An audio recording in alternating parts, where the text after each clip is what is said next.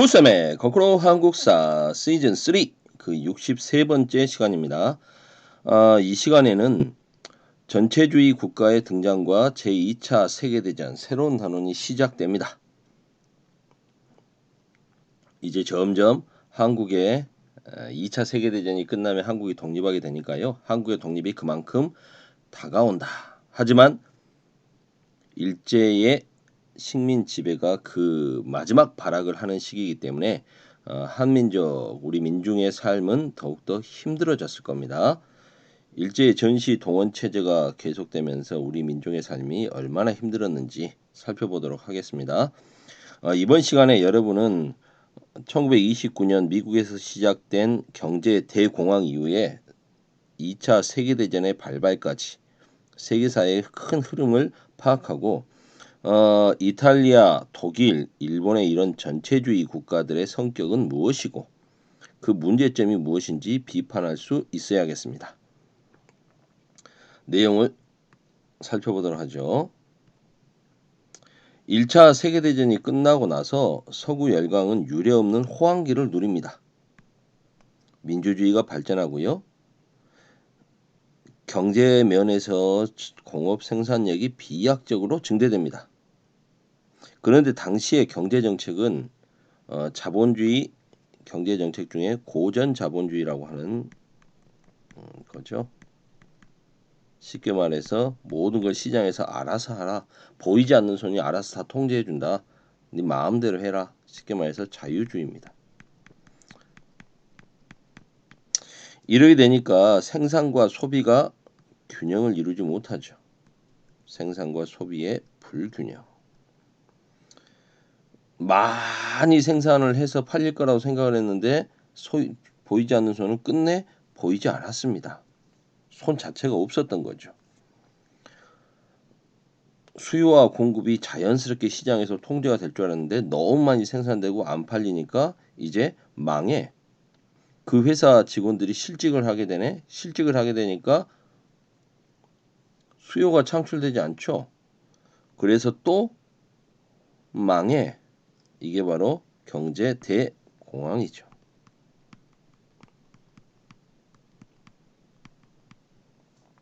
미국에서 시작돼서 전 세계로 확산되어 세계 자본주의 시장 경제에 큰 위기가 닥칩니다.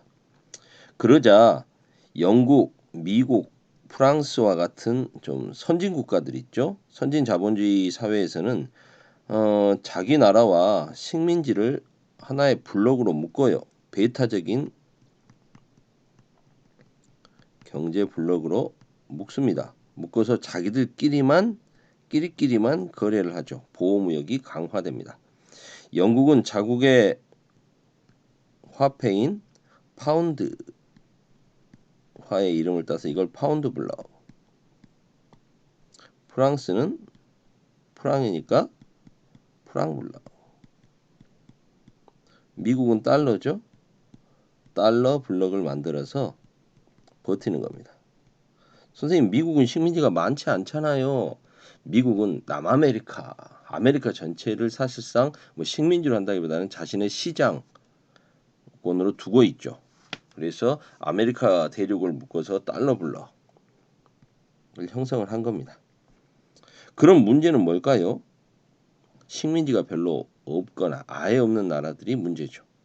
미국은 여기 하나 더 해서 고전 자본주의로는 안 된다. 시장을 자유롭게 놓을 게 아니라 손을 좀 대줘야 된다라고 하는 수정 자본주의 단계로 넘어가게 되는 거죠. 수정 자본주의를 채택하게 됩니다. 정부가 개입을 해야 된다는 거죠. 자유롭게 둘 게 아니고 일정 정도는 개입을 해야 된다는 겁니다. 그래서 정부가 기업 활동을 규제하고 그 다음에 대규모의 공공사업, 노는 사람들이 너무 많으니까 일자리를 창출해 주는 거죠. 테네시강 개발 계획 해가지고 실직자들을 거기다 돈 주고 갖다가 막 일자리를 창출합니다. 이른바 미국의 뉴딜 정책이죠. 이렇게 해서 극복을 해갑니다만 문제는 그런 게 없는 나라들이 문제라는 거 아니겠습니까? 그런 게 없는 나라들은 이제 다른 길을 모색을 해야 되는 거죠. 그게 바로 전체주의라는 괴물이 등장하게 되는 겁니다. 어떤 나라에서 식민지가 없거나 조금 있는 나라. 쉽게 말해서 독일 같은 경우에는 어떻습니까? 1차 세계대전의 패전 국가로서 식민지를 다 뺏겼잖아요. 이탈리아 같은 경우에는 1차 세계대전의 승전국이긴 합니다. 많은 식민지가 별로 없는 거고, 일본 같은 경우도 마찬가지죠. 대만하고 한국 정도가 자신의 식민지였으니까요. 이런 나라들은 이제 경제 대공황에 직격탄을 맞습니다. 이걸 어떻게든 극복을 해야 돼요. 그 극복하는 과정에서 이런 나라들은 전체주의가 등장하게 된다. 개인은 민족, 국가와 같은 전체의 존립과 발전을 위해 존재한다. 이들은 대공황을 극복하기 위해서 뭔가 산업을 일으켜야 되는데 군수 산업을 적극적으로 키워서 다른 나라를 침략해서 새로운 시장을 확보를 하겠다는 거죠. 결국 이건 무엇으로 갈 수밖에 없습니까? 그렇죠. 전쟁으로 갈 수밖에 없습니다. 그래서 뭐가 발생하는 겁니까? 제2차 세계대전이 발생하게 되는 거죠. 1922년 제일 먼저 나타났던 것은 이탈리아의 무솔리니.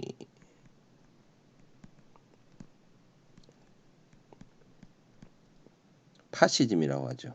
그 다음에 독일에서는 히틀러, 나치즘, 1933년. 그리고 일본 같은 경우에는 나름 일본에도 내각을 중심으로 해서 세계사의 흐름에 큰 그 없이 흘러가고 있었지만 경제적인 위기가 계속되면서 군인들이 앞장서 가지고 대외 침략을 먼저 하죠. 1931년에 만주를 쳐들어와서 만주 사변을 일으키고요. 32년에는 만주국이라는 괴뢰 국가까지 세워버립니다. 그러더니 1936년 군부 쿠데타로 아예 군인들이 권력을 장악해버리죠. 군국주의라고 합니다. 이런 상황이 발생을 했던 거죠. 전체주의 국가의 대외 침략에서 시작된 2차 세계대전. 2차 세계대전이 일어나자 독일과 이탈리아는 짧은 시간 안에 프랑스를 비롯한 서유럽을 장악해버립니다. 이건 뭐 지도를 좀 그려봐.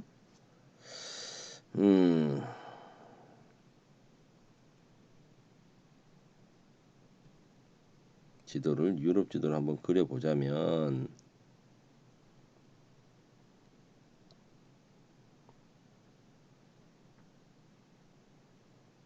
뭐 이렇게 되죠.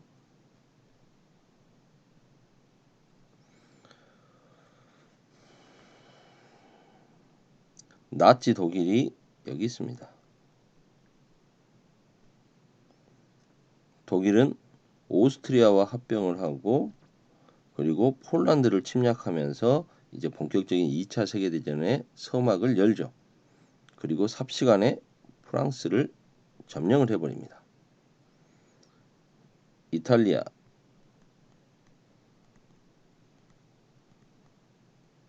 같은 경우에는 북아프리카를 침공을 하죠.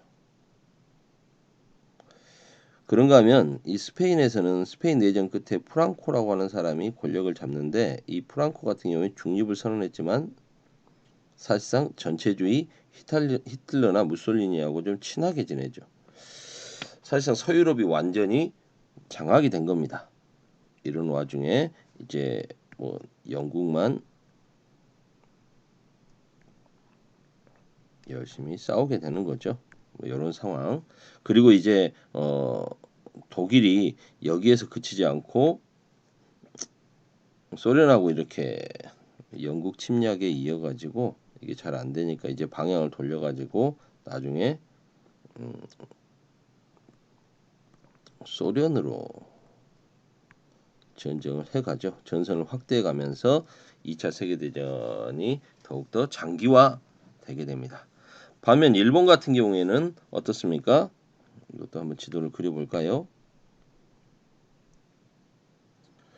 지도 색깔을 좀 바꿔볼까?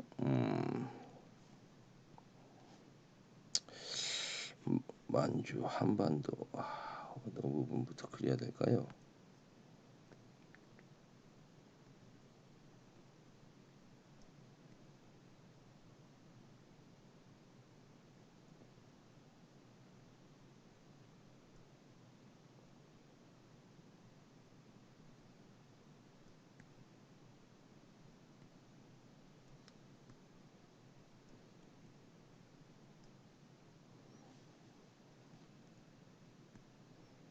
다 그리려면 이거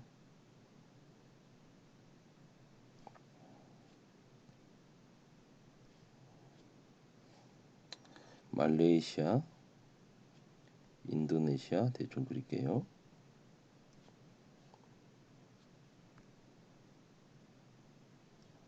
이쪽에 이제 필리핀이 이만큼 있어야겠죠. 필리핀 좀 그려주고.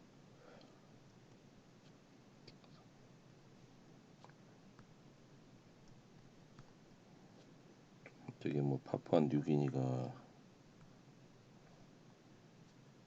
크게 있겠죠.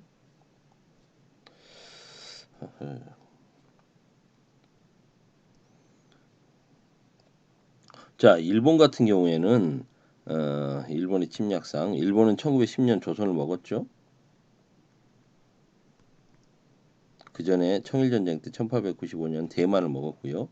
근데 1931년 만주 사변을 일으켜서 만주를 먹습니다. 그래서 32년에 만주국을 세우죠. 그런데 1937년 노구교 사건, 베이징. 이게 이제 우리 한자로는 노구교인데 뭐 일본 그 중국 발음으로는 루거우 차우라고 합니다. 루거우 차우 사건을 일으키면서 중일 전쟁을 도발하죠.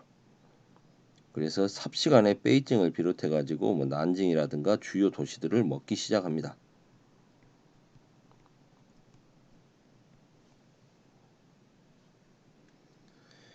그러더니 이제 소련과는 불가침 조약을 맺고 있었는데 얘들이 이제 도발을 합니다. 일본 육군이 도발을 하는 거죠. 그래서 장고봉 전투, 노무난 전투라고 하는 전투를 치릅니다. 근데 여기서 일본이 패배하죠. 패배하면서 대륙 침략보다는 바다 쪽으로, 해양 쪽으로 진출합니다.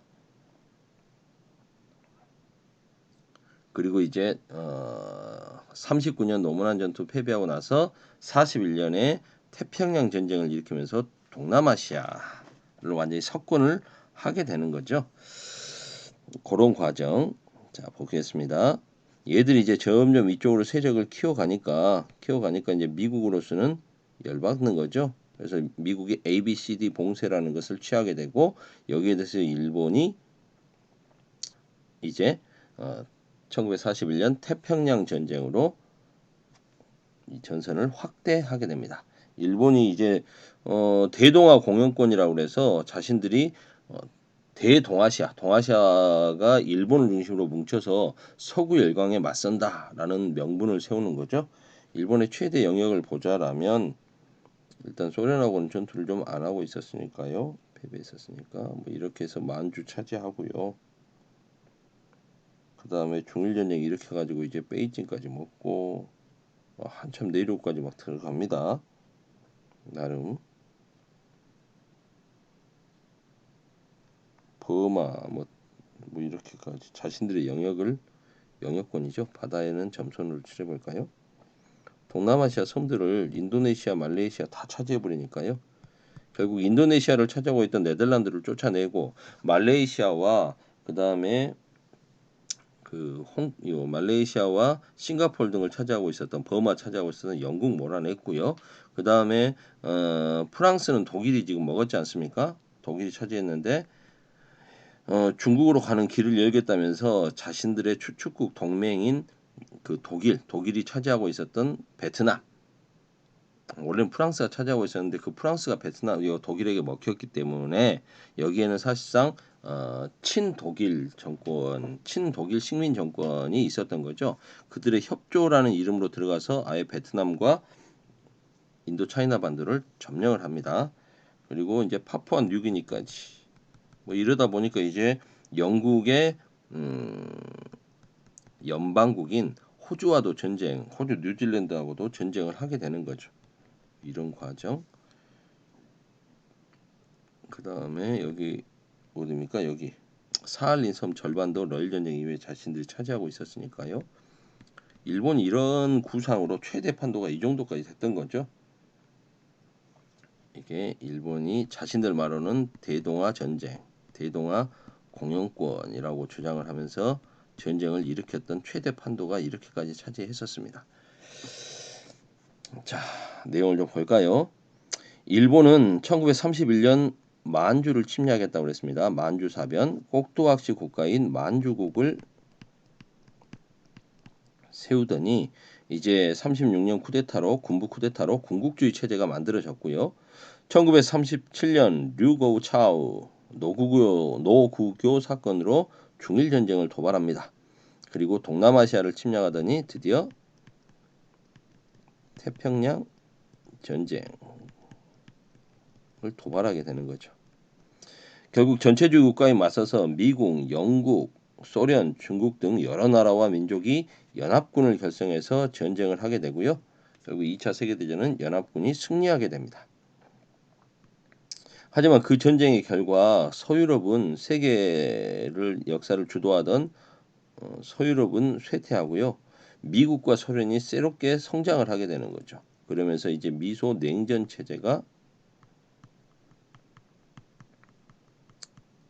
시작됩니다. 그리고 이제 한국을 비롯한 식민지 국가들은 독립을 하게 되는 거죠. 여기까지 살펴봤습니다. 오늘은 여기까지.